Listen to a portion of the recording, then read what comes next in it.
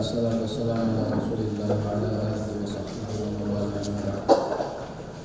Aziz arkadaşlar, bugün bu yerge şurada sebep olan asaslı amil, vatanımızda günden günge evrildi batman, zalim, tecavüzçü Xitay melunlarının zulmü sebeplik biz bir yerge yığılıp oldurmadığımız.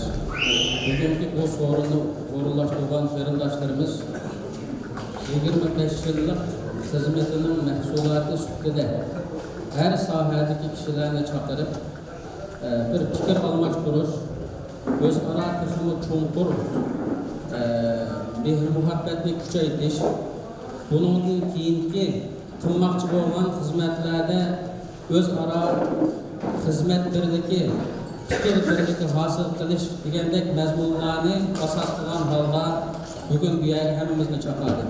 Bu çağırganlığı, bu 25 yıllık bizning Uyghur kavm qarindoshlarimiz, ustozlarimiz, peshvolarimiz tarafidan qurilgan bu jamoatchilikninki nihoyatda mo'tabar ilgir bosganligi, ilgirliganligi bu hisoblanadi.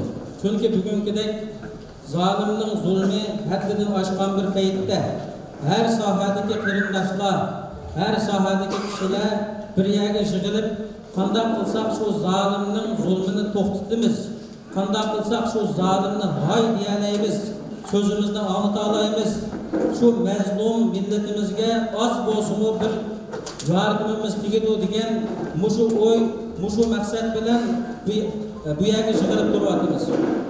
Bunun keyingi umidimiz bu qarindoshlarimiz ve her sahadagi tashkilot ve her sahadagi akademik ve her sahadagi olimlar birleşken asasda şu zalimga birlikte karşı duruşni, zalimning haddini bildirishni ve şu haddini bildirganga kadar shunday bir birligimizning hosil bo'lishini umid qilaman ve Cenab-ı Allah'tan tilayman. Amin.